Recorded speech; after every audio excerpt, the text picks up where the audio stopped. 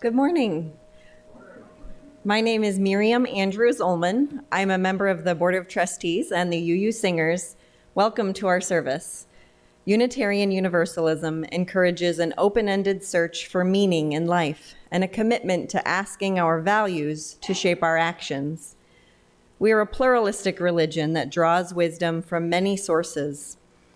We welcome all people into our community of whatever age, race, class, ethnicity, ability, sexual orientation, gender identity, or religious background. We especially welcome those of you who may be worshiping with us for the first time. We invite you to join us after service downstairs for coffee and snacks so that we can get to know each other better. Guests are welcome to participate in any activities in our community. If you would like more information about the congregation, or if you have any questions, please ask any board member or Reverend Patrick Price. I'd like to invite up Lori McCullum for our spotlight this morning.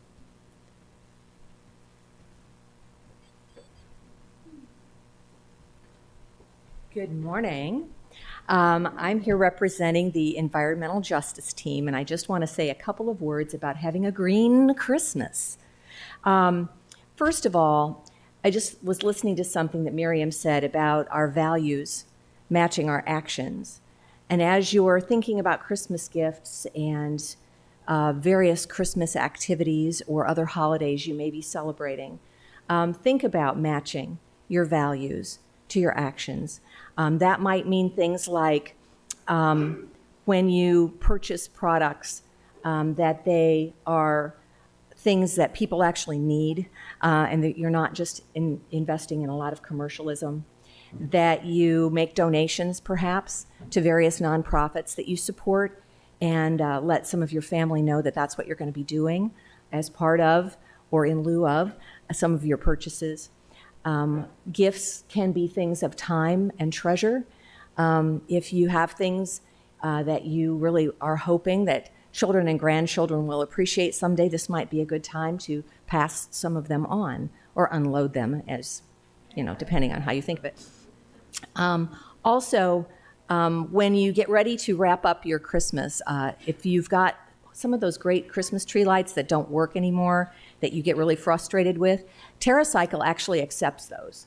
And so if you brought those in bags, we would pass those on to TerraCycle companies. Finally, gift wrapping paper is not recyclable. Please don't put it in your recycle bin. And in fact, get creative and think of other things to use instead of some of that recycled paper, whether it be bags or just brown craft paper. And last of all, make sure you're focusing on time that you're spending and activities that you're doing that provide you with joy and that you spend loving people that you have in your life. Thank you.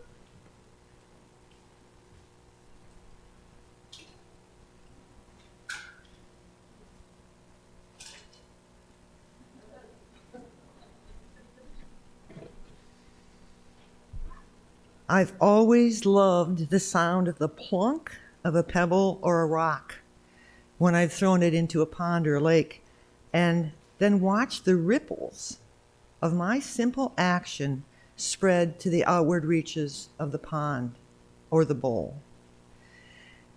That ripple often reaches the edges of it, and it's created by an energy of a simple gesture that affects the ecosystem of the whole pond. It always brings me to wonder, can our simple gestures have a profound effect on the world around me and spread throughout the world by the energy I've created by a word or a gesture or an action. Lori spoke today of our ripple effect of an action of shopping wisely and for the future in the gifts we give to others. Ripple effect, always started by emotion or something that we do. And then you have to stop and think, have I ever been affected by a ripple from someone else's gesture that changed me and possibly the course of my life? These are questions we're going to reflect on this morning as we discover we are the pebbles, and we do create ripples that can send forth and affect the world in ways we might never imagine.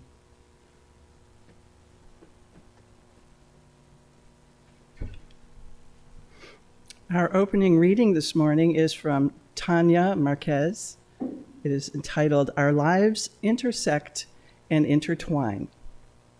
It is a wonder and a mystery that our paths have crossed, that in the immensity of time, in the vastness of space, we coincide here. I am in awe of the ways in which our lives intersect and intertwine, at the beauty we create when we gather.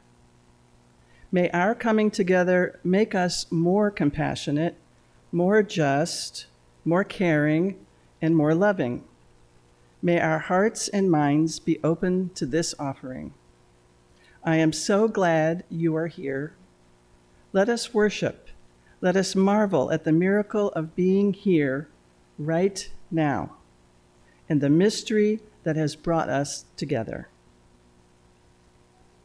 If you will please join me in the reading of our chalice lighting words on the screen and in the order of service. Here in our song and our silence, our stories and our sharing, may this flame cast its light into the heart of all of us, to be vessels of comfort and compassion, vessels of hope and healing, vessels of peace and justice. Let us now rise in body and or spirit as we are willing and or able to sing hymn number 1031 in the Teal hymnal, Filled with Loving Kindness.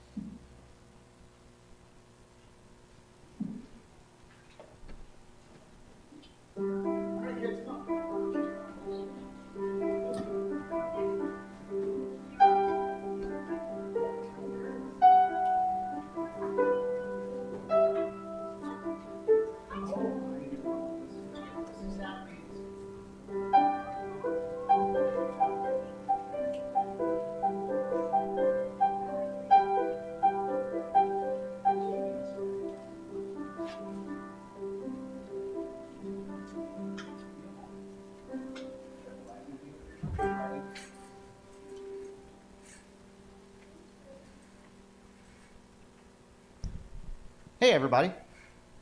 Oh, I grabbed the wrong one. Yet again. Ezra, you want to read that for everybody? I know, but Ezra's already right there and reading. How about you help me in a different way? Hey, come here, come here. Read it. Of the year, but it was not the longest day of the year. We started decorating our tree. We decorate our tree with our dime ornaments and soul and the star. We all hope there will be presents under the tree outside. There was as much snow as possible.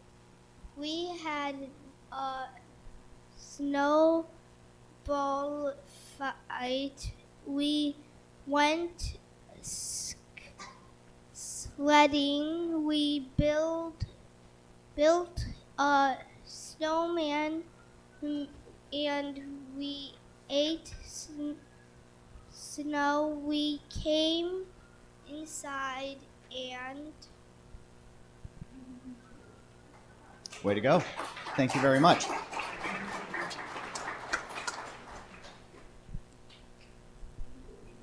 you write some stuff for me? So this is what we started last week in class. Our kids came up with this. It was our story of wonder. We had talked about winter and the solstice and everything. And here's what we started. And I'm sorry it's not prettier. I kind of ran out of church and absolutely forgot to take it home with me. My daughter berated me for not bringing it home and making you all see her messy handwriting. But it happens. So, today, with the help of you all, we'd like to finish our story. Stella has volunteered to be our scribe. So, who wants to start? What do we do once we come back inside? The kids had several ideas last week that they wanted to do. Do we want to start here?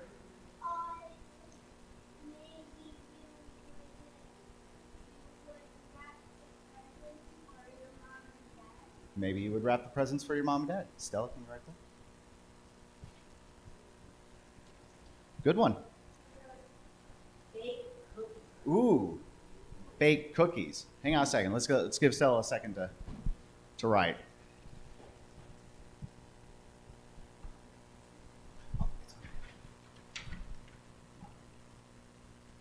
Is there something?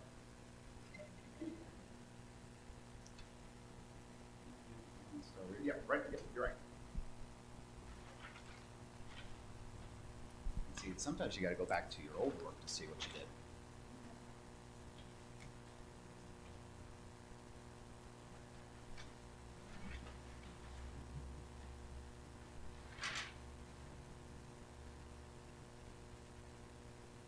Presents, comma, and then bake cookies. I saw her hand first. We'll go to you next. Ooh, that's what all the kids said last week.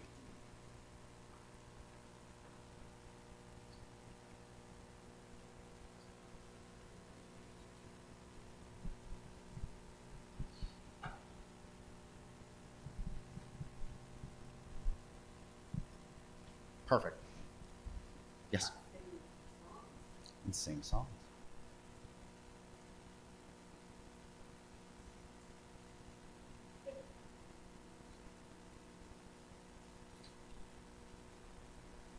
Now, this is a great next sentence on this. Now, what else might happen during the holiday seasons when we're outside? We've been outside, we've played, we've come inside, we started doing all this stuff. Are we going to have any visitors? Are we going to see family? Are we going to pack up to go somewhere? These are some other ideas that we can have. We've got a hand over here. What else? Maybe someone that talks to Ooh. We can make this a story and be like, suddenly there was a knock on the door. I like your idea. Introduce a new character, Ezra. That's great.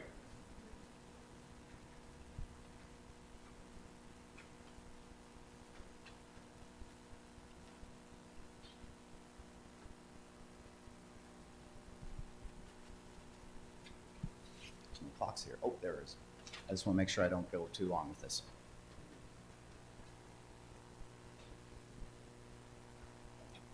Suddenly there was a knock.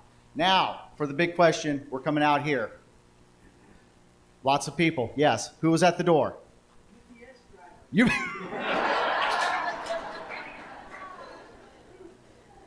Yes, it was, wasn't it?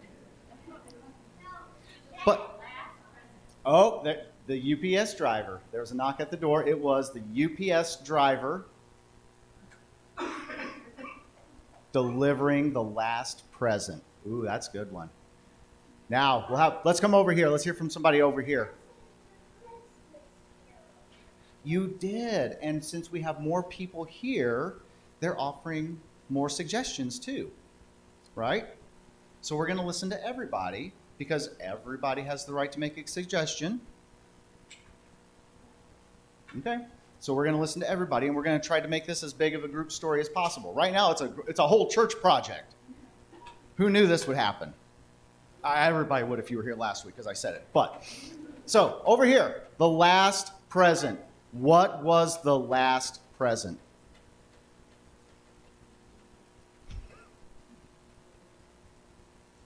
A pair of socks. A pair of socks. Ooh, it could be a big box. A pair of socks. A Christmas wreath. You're not going to go with your dad's? A what?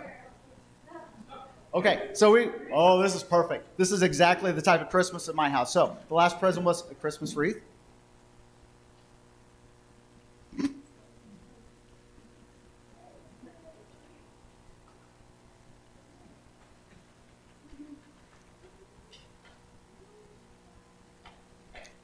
A pair of socks. Oh yeah, and we're going there. Oh, so it was not just one piece. It was a big box. The UPS driver had to carry it in like this. Socks.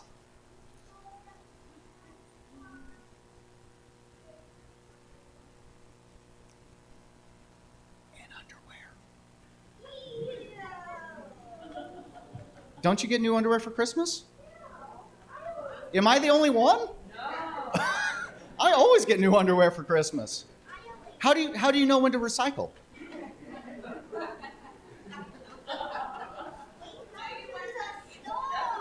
No. I don't want to. No.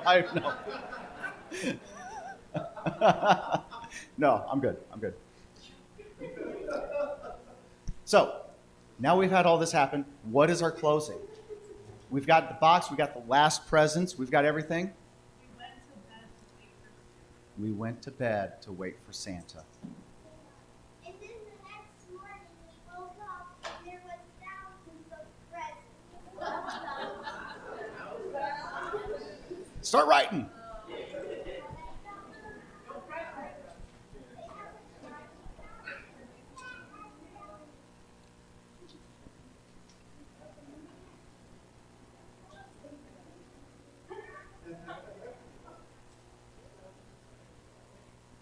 I know I'm working on my memory too. I'm like,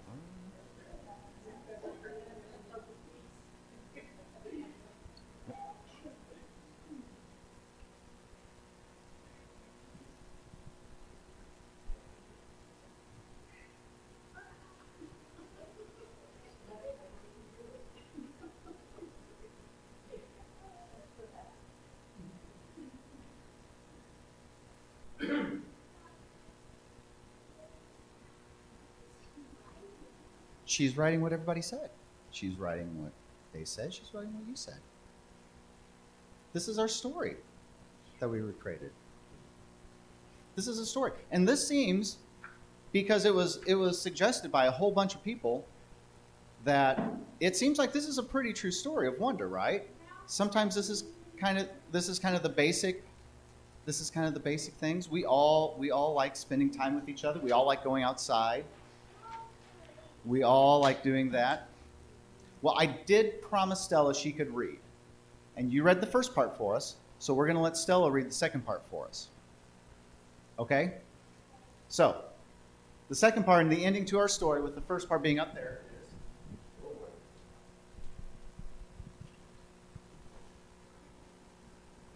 And let's not catch anything on fire.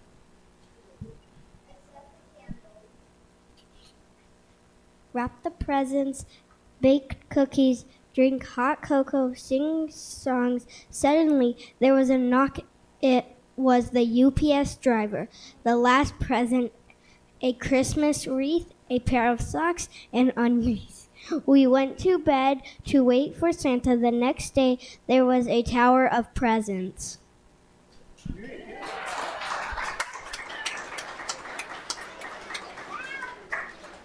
What a fun time. You guys have been so creative. You guys wrote a wonderful story. Thank you, Stella, for writing. Let's go downstairs. We got a few more things ready to do, and then we'll continue on.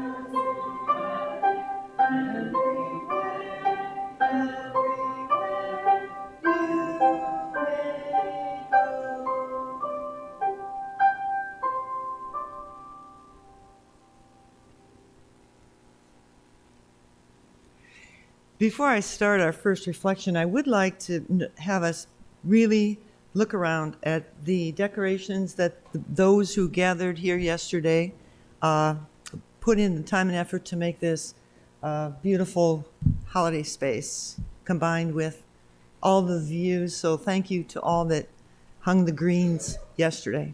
A lot of work. This service is as well put on by the Pastoral Care Team. Thea, who is a reader, is one. I am as well. And the others will follow. So thank you as well for sharing what you will.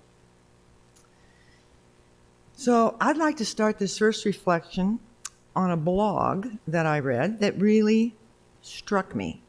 And its ripple effect actually brought us to have that be our topic for today's service. It was written by J.D. Stillwater, who is a science educator, presenter, and a blog writer. And his mission, as he states, is to promote science as an interfaith source of profound inspiration and a cultural change. He writes, I remember the moment. I shuffled out of my plant biology class feeling adrift, feeling deeply the dismal gray day outside, and I asked myself, what am I doing here? I stopped at a drinking fountain, and when I looked up, there was a simple sheet of paper right in front of me with large plain text that said, The Great Peace March. 5,000 people were going to walk from LA to Washington, D.C. to end the nuclear arms race. I stared. Then I turned and went back to my class, but the idea stayed with me. I could do this. That was in 1985. I did walk across the U.S., and I joined a band along the way. After the march concluded, the band toured, and I met my spouse. We moved to L.A. and formed our own group. Our family grew. The band dispersed. So we moved east to a deep green tree forest where I became a science teacher. Each thing leading to another and then another, not in a straight line, but still a massive avalanche of life changes triggered by a small poster on the wall over a drinking fountain. He continues, I'm astounded to realize that a sheet of paper stuck on a wall in 1985 is directly responsible for everything in my life today, indirectly affecting countless other lives too. I wonder about that person who stuck that paper there. Were they running late? Did they agonize over the spot? Were they paid? None of that matters. One thing I am sure of. They could not have known how much their simple act would change my world and, over time, the whole world. I wish I could tell them how grateful I am. How many other little things have had a similarly profound influence on me that I haven't even noticed?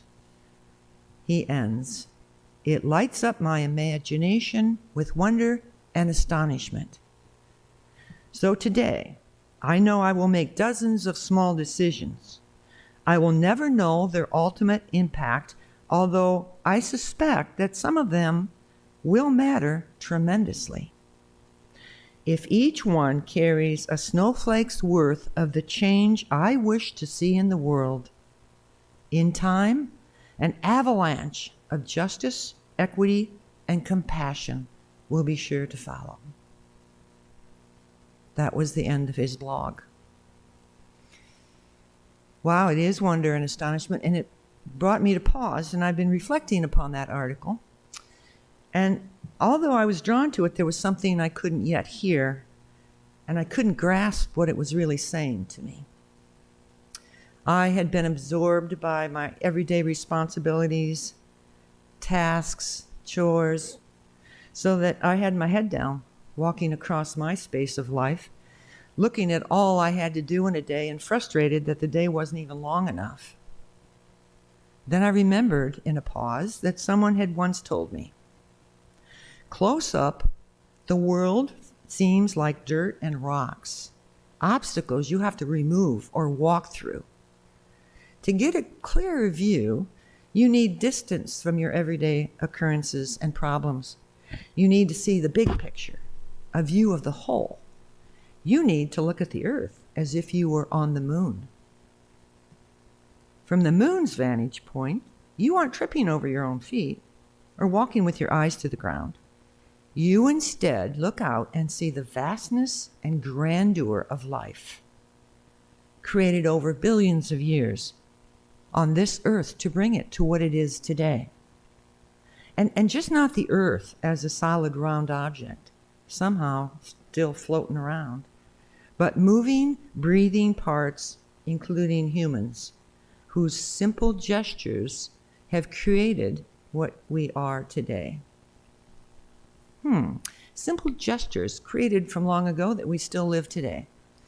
So I began to think, and I tell you, I've always been curious about that first ancestor long ago who saw lightning strike and set a forest afire and watched in horror as it burned to the ground. And then that one person said, hey, if we can harness that fire, we can have heat and stay warm. So, generations passed. Suddenly, we have another ancestor sitting around this blazing fire, eating his supper of killed bison, ripping the meat off the bone with his teeth. And was that person the one that said, hey, why don't we harness fire so we can cook to kill all these bugs that are growing out of the food that I'm eating? Well, lo and behold, last night I had chicken wings that I heated up over my grill in a warm house. The ripple effects of just a simple idea put forth can create wonderfully tasting chicken wings. So those ripples from long ago don't necessarily bring us all hot food, but there are so many other avenues where ripple effects have changed our world for the better. Those who years ago and still do call out for peace and justice, for care of the earth, for reconciliation, clean water, practical Christmas gifts. We do nothing by ourselves in isolation, but build on that energy of those people who speak, who act, and who have gestures that say, this is not right or just, there is a better way. That energy echoes down to us. In the same way that the energy of our cries, of our gestures, of our kindness echoes as well for the next generation that comes behind us. And they will make their world atop of the one that we have brought forth in peace and justice. So, standing on the moon and looking at the earth changes the question from, for me, of how am I going to get through this day, to the question J.D. Stevens leaves us with, how can I live in gratitude for my life in this beautiful planet, created by the ripples of everyone that has come before me? So I stood on the moon, big perception, and I remembered Kathleen Cox. And then I knew, I understand what J.D. Stillwater had been saying. 12 years ago or so, our Pastoral Care Team offered a workshop on grief, followed by a brown bag lunch. So we were in the fellowship hall eating our lunches, and I finished mine, and with dismay, I said, oh my gosh, I forgot to pack my chocolate. Within seconds, this woman across from me was rummaging in her purse and slowly pulled out a chocolate candy bar and pushed it across the table to me without a word. That became my love affair with Kathleen Cox, and who had been a longtime member of our congregation.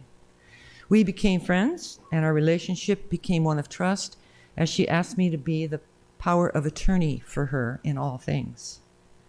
Her desire upon death was to have her ashes spread in two places that she called home, Ireland and the property of the congregation that she so dearly loved. Kathleen passed away 6 years ago. A cousin did take a portion of her ashes to Ireland.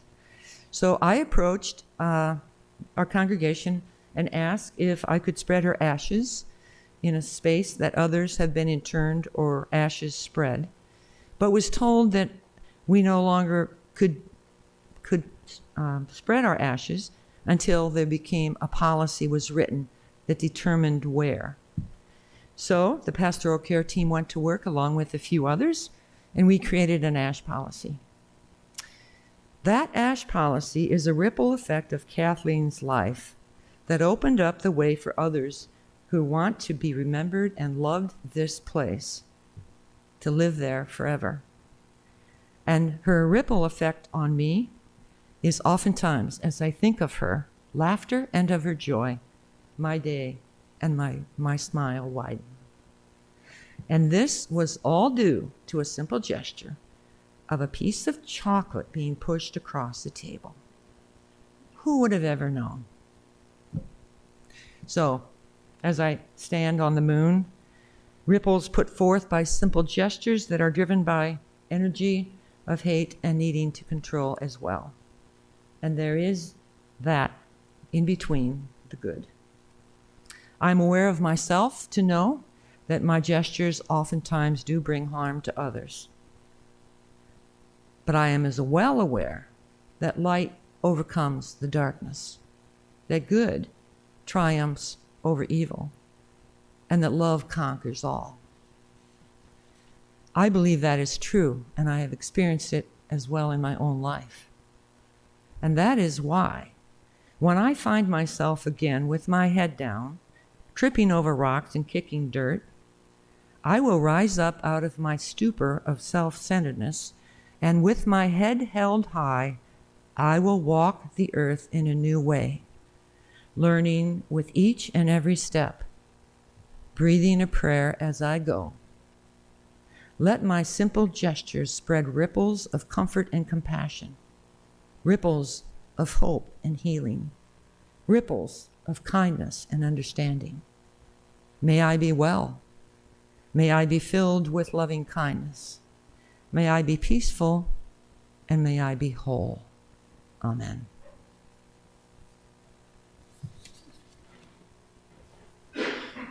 Oh, I'm not done.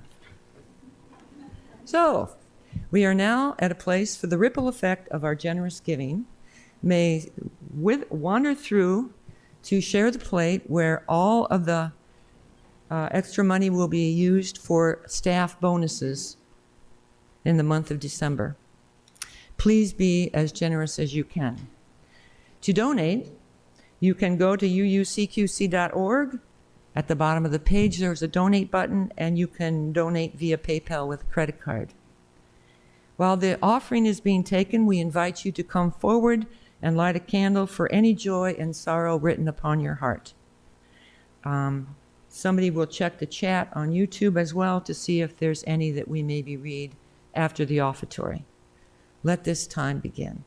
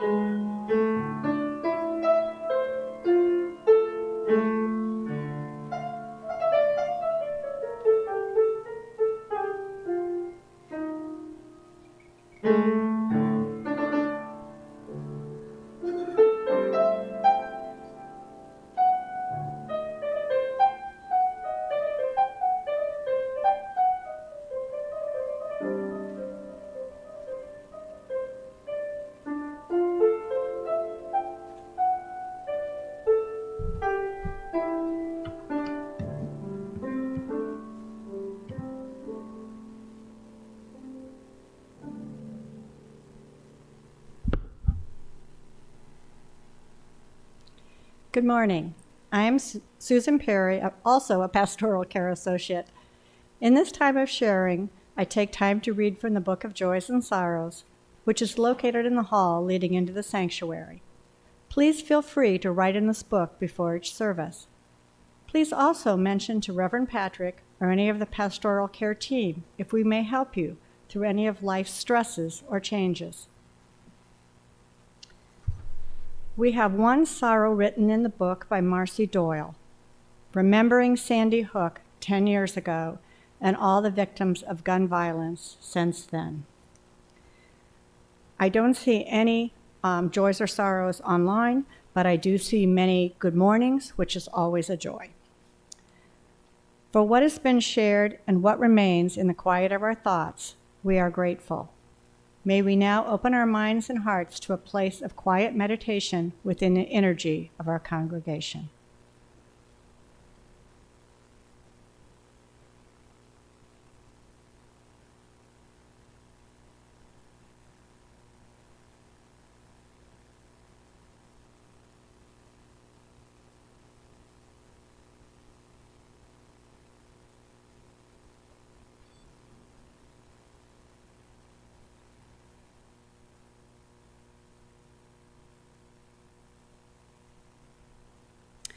I leave you with a line by the Dalai Lama: just as ripples spread out when a single pebble is dropped into water, the actions of individuals can have far-reaching effects. And then I have a line by Karen Salmonson. You create positive ripples into this world every time you offer a kind word, loving action, empowering insight, or smile, because whoever receives it passes it on to someone, who then passes it on to someone, who then passes it on, who then passes it on, who then passes it on.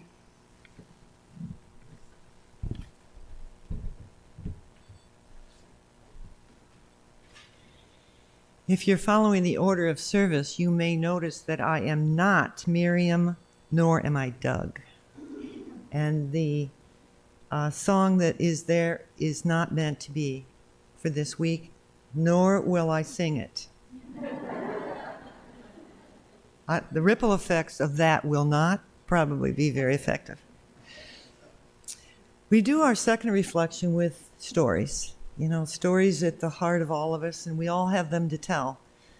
And the more we can share and open up about our lives, they're really no different than anyone else's. We're all just walking each other home. So the Pastoral Care Team and an extra will share their ripple effect stories.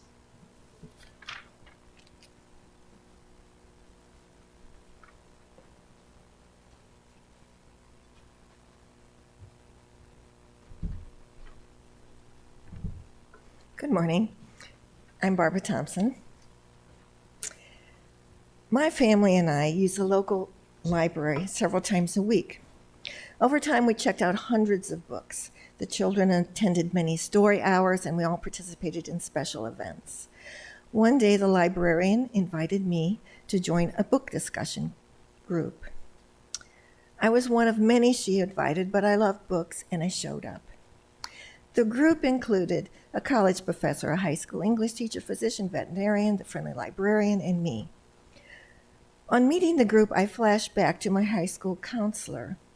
When I had asked for advice on applying to and affording college, he thought a long time and finally, reluctantly admitted a four-year college was probably beyond my abilities, but I might be able to handle the local community college.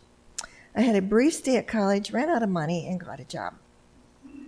But there I was discussing possession, crime and punishment, a lesson before dying, and beloved, with a group who valued my opinion and my suggestions for books to discuss.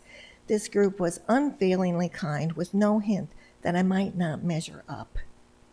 Through the librarian's invitation and the group's enthusiastic inclusion of me, I began to move towards something I had always wanted and had set aside as an improbable dream, a college education. Now my schedule included 3 children at home, a job, a house to maintain, but I signed up at Blackhawk College, followed by Western Illinois University, and ended up with a bachelor's degree. And I enjoyed every class. I still take classes, whether poetry, writing, or watercolor, and volunteer here through Pastoral Care and the Transition Team. I treasure the affirmation I received, both through the original invitation and the kindness of strangers who became friends.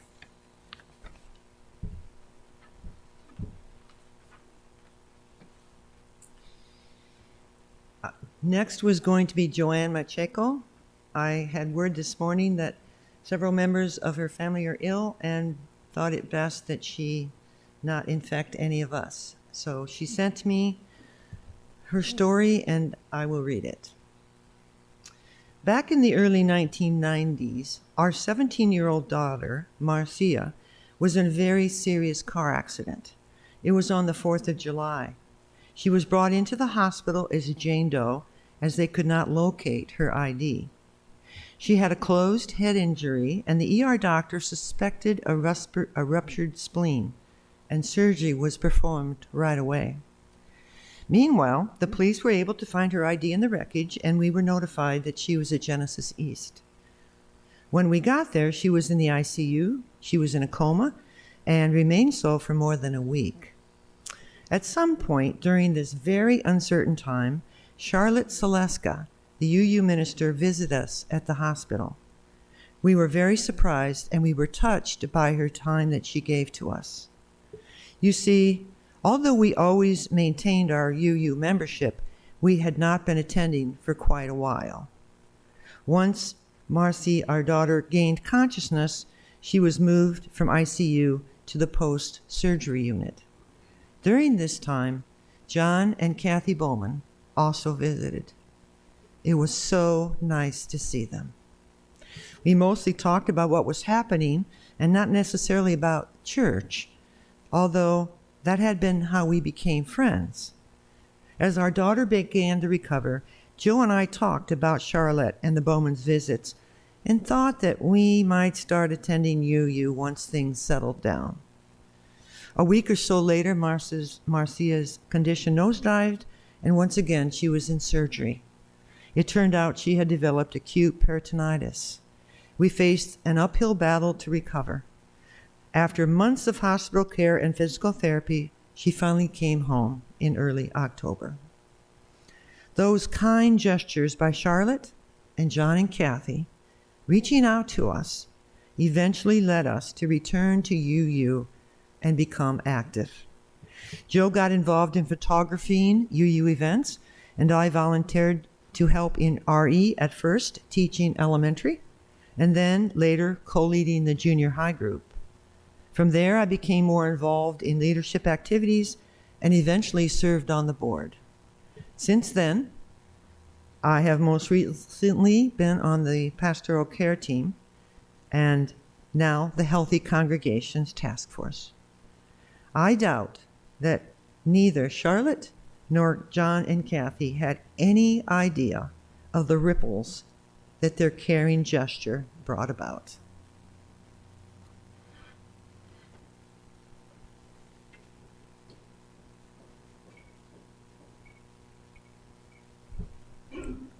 Hi, I'm Hannah Harrington. My story leads into my mom. So we were longtime members here. I grew up in the church, and we stopped coming when I was in high school just through a series of events, my dad dying, needing to finish high school, and then I went off to college. My freshman year floor of college was full of followers of Christ, Christians, and they all tried to ask me to come to, I don't remember the name of what it was, SALT, I think is what it was called, but it was like a college ministry. And I went, and the first time that I went, there was a saying up on the board that was something along the lines of, there's no happiness without God. And as somebody growing up in this church, I was like, I don't know how that can be, because I don't know if I believe in God. I don't know how that works for people that don't, but you can be happy without that. So then I started asking questions, and we had late night conversations about it. And I went maybe one or two more times, and then I just was kind of taken off by it. And I kept asking questions. And one of the questions I asked was, if God is so great, why would he have taken away my dad? And to that, they just kind of sat there for a second. And then they would say, well, sometimes he does things to lead you to him. And I was like, well, that's pretty selfish that he would do that to me. And so then I just was asking questions, and people never really had the answers that I wanted. And then I graduated college in 2018, and I moved home, and I was like, I really want to get back to UU. The places I've been in college are not aligning with what I'm thinking or my values, and nobody can tell me why these things are happening or kind of how to cope with what happened. So while it wasn't necessarily kind, they were kind in their questions that they were asking me, and they didn't really know how to answer those questions. But those conversations and those experiences led us to come back here, in which my mom is going to continue the story.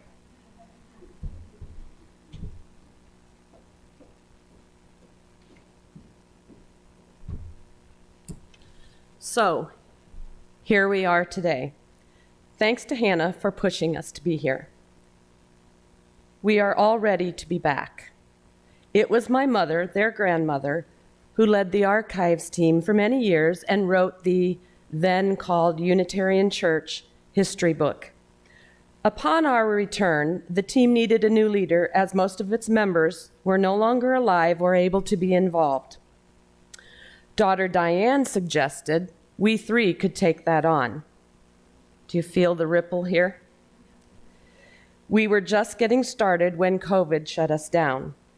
Archives is mostly a hands-on kind of thing, but we are back, beginning to get started again.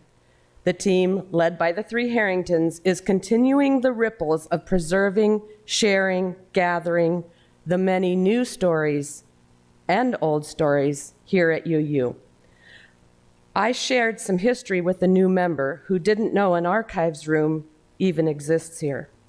Last night at Hanging of the Greens, stringing Tastios, the generic of Cheerios, and cranberries with his family, his 3-year-old daughter, and then passing along my box of Tastios to their granddaughter, who delighted in eating them, even as she and I and her grandfather hung them outside on the trees for our feathered friends. Another ripple. She turned and exclaimed, "Tweets?" meaning treats to the birds. That will stay with me for a very long time and undoubtedly end up in the next history book. Whether on archives, in choir, as both daughters are, leading the vendor fair to a successful first run, being willing to learn how to run, co-chair a stewardship campaign, calling to tell a member you miss them, decorating the Christmas tree. We are helping, as you are, to write the next chapters in UUCQC's history and sharing our ripples, our simple gestures with this community, giving back because we've gotten so much. We invite you to do the same.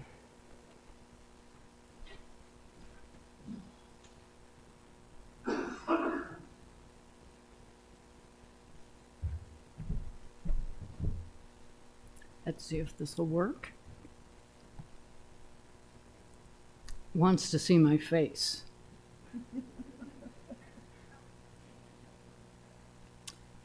Okay. Hi, my name is Alice Traylor. In the early 1980s, I was in a media class at the University of Iowa. Our assignment was to create a short 8mm film. Really old school now. I asked in class, I needed a partner for this project. I asked in class for some help. 2 men volunteered, a married dentist and a young fella who lived a block away. I chose the young fella. His name is Kevin Traylor. There are many ripples from that choice. A Christmas Eve service in this church was my first introduction to UU. Eventually marriage and 2 sons. Marriage is full of choices and then ripples. Significant today is both of us being retired and able to help out our youngest son and his family by providing childcare. That choice has the effect of providing our grandson with his best buddy, his grandpa Kevin, who all along has been my choice.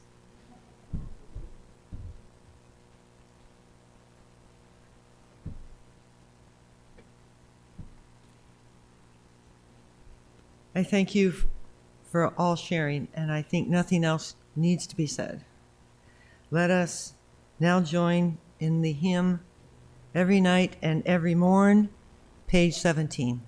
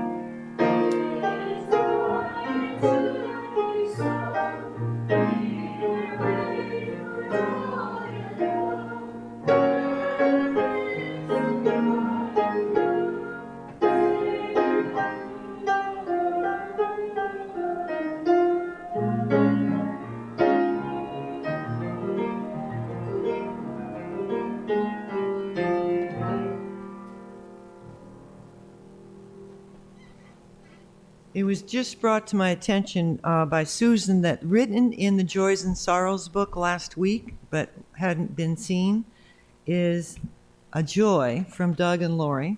And it says, last week, today is the 10th year anniversary of Doug's cancer surgery and his cancer-free.